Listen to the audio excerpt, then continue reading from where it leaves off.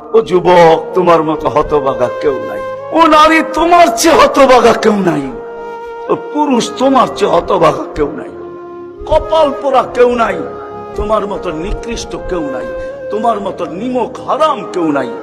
তুমি আল্লাহর যৌবন নিয়ে ঘোরো, আর আল্লাহ ডাকে তুমি আসো না।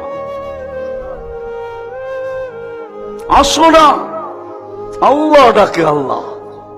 হায় হায়, দুনিয়া দিয়া বুঝাইতে চাইতেছি, দুনিয়া আমার আলোচনার বিষয় না। প্রত্যেক দেশেই কিছু ব্যক্তিত্ব থাকে, ইচ্ছা করলেই এদের সাথে সাক্ষাৎ করা যায় না, সিরিয়াল নিতে হয়, সিরিয়াল মতে সাক্ষাৎ করতে হয়। প্রত্যেক দেশেই কিছু ব্যক্তিত্ব থাকে।